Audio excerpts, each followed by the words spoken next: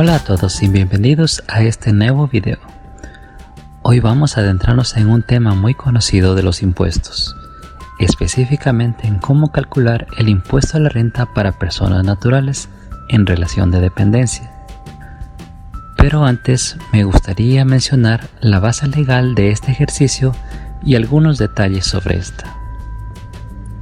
Tenemos al Decreto de Ley Orgánica para Fortalecimiento de la Economía Familiar del 20 de junio del 2023, en el que se reforman varios cuerpos legales, pero nos referiremos a las reformas relativas a la rebaja de gastos personales, en la que se considerarán como cargas familiares a los padres, cónyuge o pareja en unión de hecho, e hijos hasta los 21 años, o si son con discapacidad de cualquier edad, siempre que no perciban ingresos gravados y que sean dependientes del sujeto pasivo, y que en el caso de que dos o más contribuyentes tengan las mismas cargas familiares, estas podrán ser distribuidas entre ellos de forma discrecional, lo que quiere decir, por ejemplo, si tengo dos hijos, mi esposa declara al uno y yo al otro.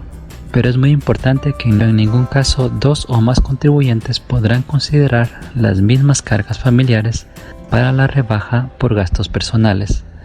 Eso podría ocasionar problemas con el SRI en el futuro. En los casos que el valor de la rebaja supera al impuesto a la renta causado, estos valores sobrantes no se considerarán como pago en exceso y no tiene devolución para el contribuyente. Para el cálculo de la canasta básica, se tomará en cuenta el valor correspondiente al mes de enero del ejercicio fiscal. Para este ejemplo tomamos al mes de enero del 2023, que es nuestro ejercicio fiscal, según el Instituto Nacional de Estadísticas y Censos. En cuanto a los gastos personales por concepto de vestimenta, educación, alimentación y salud, aquí es una parte nueva para este año, incluyendo los que corresponden a las mascotas a cargo del sujeto pasivo. También los gastos por concepto de arrendamiento, pago de intereses, para adquisición de vivienda, el pago de pensiones alimenticias, turismo nacional y arte y cultura. También tenemos la resolución del 2023, la número 20, que trata de los requisitos y condiciones para acceder a la rebaja del impuesto a la renta por gastos personales y cargas familiares. Los porcentajes de rebaja según el número de cargas familiares que tenga el contribuyente, los procedimientos y plazos para presentar la información sobre gastos personales y cargas familiares al SRI y al empleador. Las obligaciones y responsabilidades de los empleadores como agentes de retención del impuesto a la renta de sus trabajadores, las sanciones por incumplimiento o falsedad de la información presentada. Ahora sí pasemos al ejercicio práctico.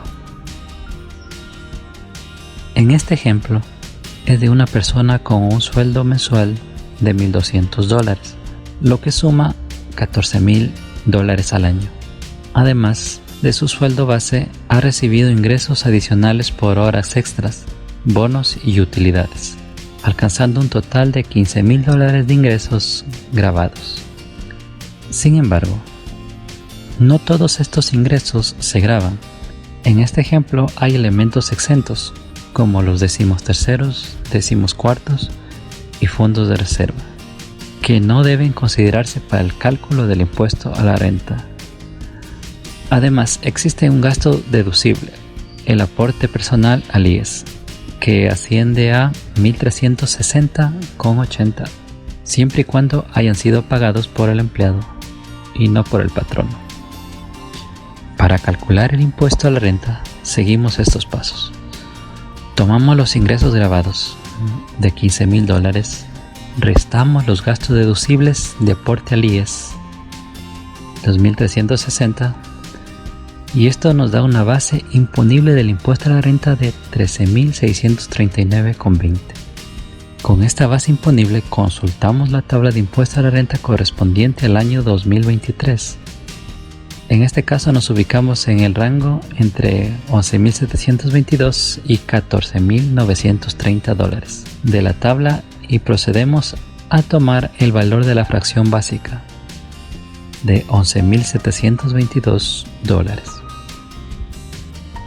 Procedemos a restar entre nuestra base imponible del impuesto a la renta y esta fracción básica, lo que nos da como resultado $1.917,20.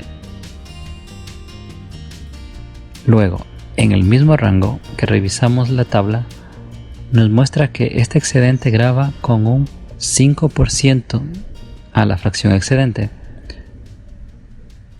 resultando en $95,86. Para este caso no tenemos ningún valor por concepto de impuesto a la fracción básica. Por lo tanto, este resultado se considera como impuesto causado del impuesto a la renta. Ahora consideramos también la rebaja de gastos personales, que es la parte que cambia en la declaración de este año 2023. Para esto debemos consultar la información declarada en el formulario IGP del año 2023, que ya lo entregamos, y en este documento detallamos el número de cargas familiares que vamos a considerar para el cálculo del impuesto a la renta. Por ejemplo, si revisamos los montos máximos en la tabla de cargas familiares, para una persona que declara que no tiene cargas familiares, la rebaja máxima es de $963,53. Pero estos gastos deben estar debidamente sustentados en comprobantes de venta a nombre del contribuyente. Pero aquí es donde se confunden un poco. La norma establece que para calcular la rebaja se toma el 18% del menor entre los gastos personales declarados y el valor de la canasta familiar básica multiplicado por 7, según el número de cargas familiares. En este caso es 0. Si bien estos cálculos pueden ser confusos, pero voy a tratar de explicarlo. Los gastos personales declarados se refieren al formulario IGP del SRI, pero estos gastos deben estar sustentados en comprobantes de venta. Por eso es importante que guardemos todas nuestras facturas, las cuales pueden sumar hasta el monto máximo, que es de $963,53.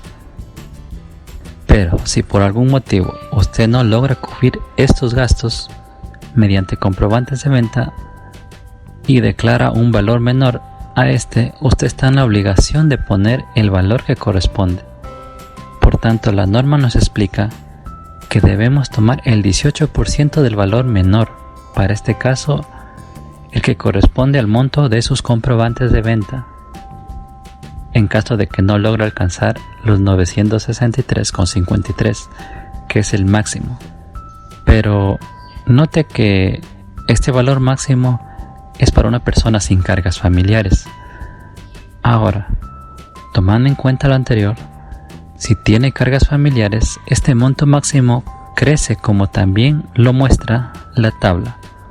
Pero esto es siempre y cuando lo pueda sustentar, como lo mencionamos anteriormente.